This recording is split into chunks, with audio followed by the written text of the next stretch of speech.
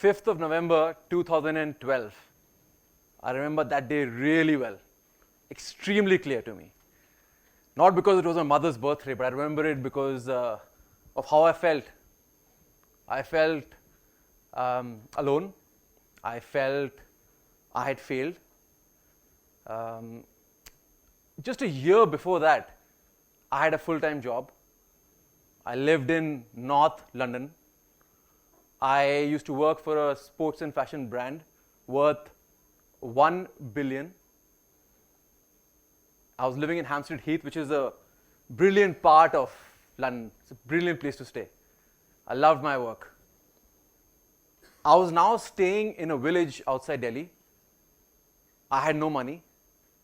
I was living in a hole in the wall, essentially. My mother called me and she's like, "Beta, how's life? What's happening?" And I lied to her. I lied. I said, "Everything's good. I'm happy. This is what I always wanted, mother."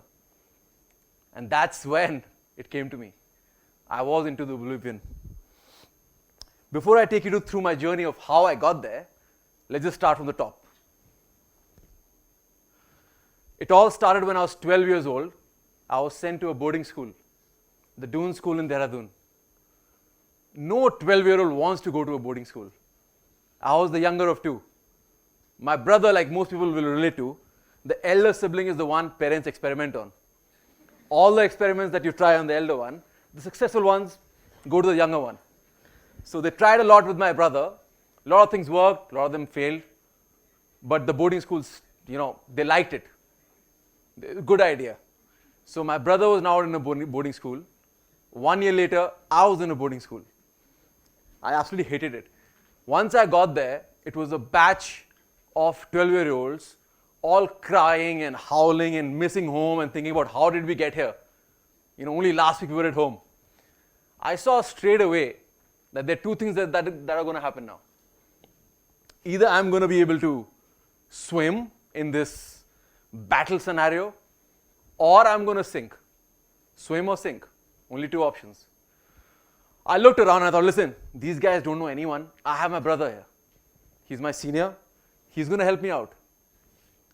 My brother, and I'm not lying, didn't even acknowledge that I existed. It's like when you're that cool kid. He doesn't want to talk to the nerdy junior in school. That's what I was. I was the nerdy, fat, chubby child who didn't want to acknowledge. So my brother was no help at all. But I looked around and I said, okay, how can I succeed? I've got to get through 6 years of my life in this boarding school. What do I do? I looked at him and he was admired. People loved him. And I'm like, what is he doing that I need to do to succeed here? He was a boxer in school. He used to box and he was a boxing champion. Only 1 year elder to me, but everyone said, oh, Shardul, oh, he's a boxer. I'm like, okay then, listen, let's not reinvent the wheel. He's done it. He's succeeded. Let's just stick to that. Let's see how it goes. Started out with boxing. This is not my first fight. I lost my first fight. I lost my second fight. Lost my third fight. This is the second year when I actually won a fight. So one of my earliest, I think this is my first fight ever, which I won. So I win the fight. It's a huge achievement for me in my head. But I realized straight away that this is something I love doing. I love training, competing, fighting. I didn't win again for a few years. I lost and I lost and I lost and I lost, and it was difficult for me to accept the fact that I was no good. And the more I lost, the more I pushed myself, the more determined I got trying to succeed. Eventually, when I was 18, I had my final fight against the best boxer in school. I beat him. I became the best boxer in school. I got the award for the most technical boxer. So from a chubby 12-year-old who didn't know what he was doing to the journey of becoming the best boxer in school, it should have peaked right there. You talk to a lot of people, what's the height of your athletic career? In school, when I was 18, bro, I was a beast. I was unstoppable. I was 18, I had not reached my peak. I won this prestigious award, but I knew there was a lot more in the gas tank. And I continued training. I went to Delhi University, I did my economics honors, went on to the UK where I started doing my master's. I did my master's degree in economics. And all this time I'm looking for where can I box? Where is the next boxing club? Where can I train? I couldn't find one. So then I got a job in London and I found this academy called Minotaur Academy. So I went there and I started training there. So the sport I started wasn't boxing. It was a sport called Muay Thai. Muay Thai or Thai kickboxing is the national sport of Thailand. Apart from regular punching, there's also elbowing, kneeing, kicks, so a lot more fun. So I started with Muay Thai, absolutely loved it, did it for a bunch of years. It was, I mean, what can I say? Absolutely loved it. While this is happening, I have a full-time job, as I mentioned to you earlier, sports and fashion brand. I'm traveling all over Europe. I'm managing the Europe and Middle East business. About 20 million is the business I'm managing. We travel to Europe every other week, a beautiful flat. Over the weekends, I'm playing cricket. I'm now the captain of my cricket club, Hendon Edgware Cricket Club. I mean, life couldn't be any better, no? And then I went to my Muay Thai club and they introduced me to this martial art called Brazilian Jiu Jitsu. And I was like, that sounds like ancient. I don't know what that is. Because I'm a badass, remember. You know, I do boxing and I do Muay Thai. So I am unstoppable right now. Seminar was going on in my Muay Thai academy. They asked me in. They said, hey, listen, you do combat sports. We are doing this Brazilian Jiu Jitsu thing. You want to try it? I said, okay. I mean, if you want, I'll try it. They put me with this 40-kilo girl who's tiny from Iran. And I go with her. And the trainer says, listen, don't go light on her. She's good. I'm like, yeah, I know, bro. I know. So I go pretty, I mean, not light, but I went 50%. And within the next 15 seconds, I woke up looking at the ceiling, completely choked unconscious. I had no idea what hit me. What had happened was I had gone straight in. She had taken my neck and choked me out. I didn't even realize. Then I got up. I'm like, listen, now I'm going to go. I told her, listen, now I'm going to go a little harder. I went 120%. 15 seconds later, I wake up looking at the ceiling again. She had taken my back and did what is called the rear naked choke. One of the most potent chokes in all of fighting. So twice she choked me out. And then I realized, listen, I just want to learn what she learned. Like, I want to be what she is. What she did to me being 25 kilos heavier, if I can do to someone who's 25 kilos heavier, man, I'm going to be unstoppable. What I also, I thought straight away at the time was, imagine if all girls know this. You know, she's choking me out and I'm a trained fighter.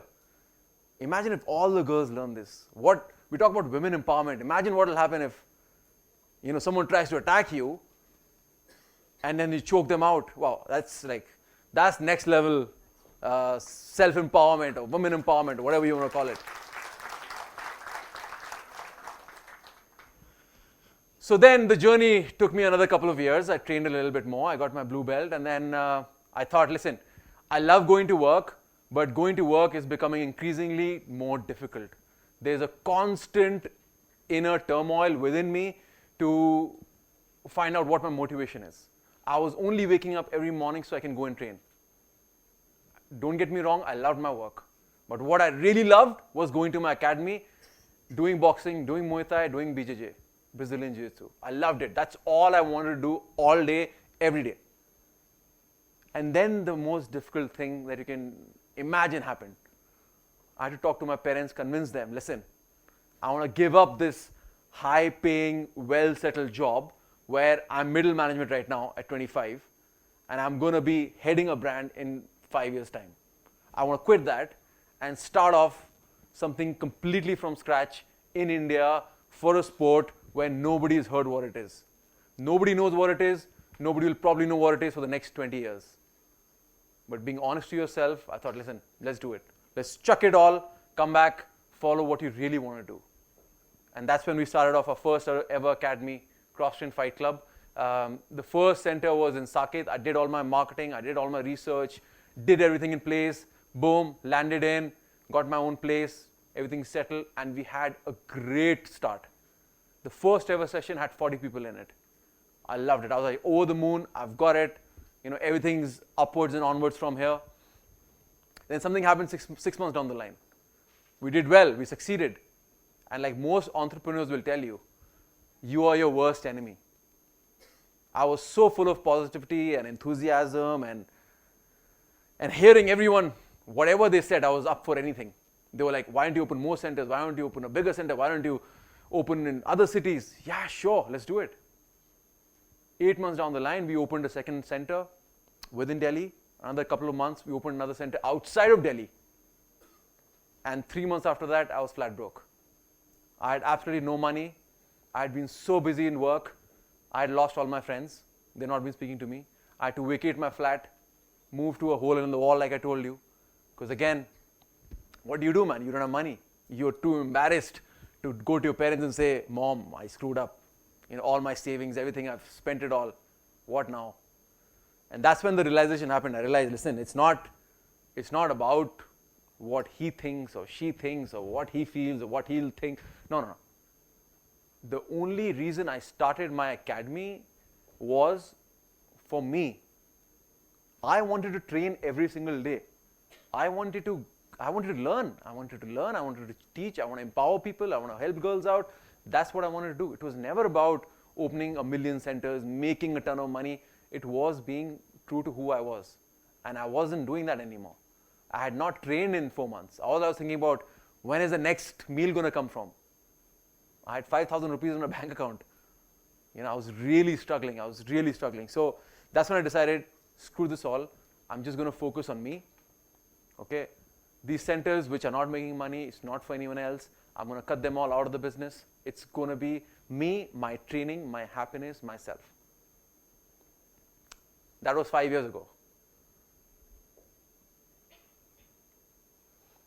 This was the second center that we opened up. This is now our headquarters in Safdarjung Enclave.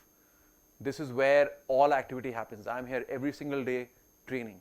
Our students have gone on to win international medals. We have the best fight team in India.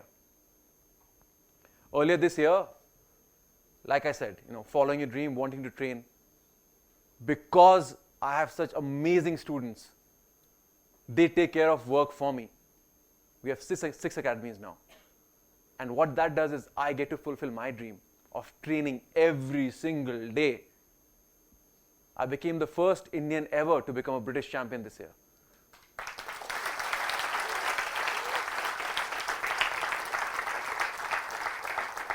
It wouldn't have been possible if it wasn't for my team. It wouldn't have been possible. It was without, needless to say, my teachers, my coaches, all of them played a massive factor. But it was also a little bit of an adjustment from my end. It was about doing what was true to myself. It's not about what anyone else thinks about you. Oh, you should do this, you should become that, you should have so much money in your bank account. Yeah, that's all nice. Who doesn't want extra pocket money? Everyone wants that. But if you're not happy at what you're doing, then what's the point of doing it? If you're leaving a good job, why are you leaving it if you're not happy doing it? So I'm training every single day. I'm happy. I'm winning medals. We were at Russia last month at the World Championships. And for an Indian, we had an Indian guy, one of our students who won bronze medal. Me and one of my students, Tarun, the two of us reached the semi-finals. For an Indian to do an art called Brazilian Jiu Jitsu and to reach the semi-finals of the World Cup, that is unheard of, at least for me when I started. So the key moral of the story here is, I don't know. I don't know what's going to happen tomorrow. There's a high chance that me and my academy and everyone that I know fades into oblivion. There's a high possibility of that happening. What could also happen on the other end of the spectrum is we could have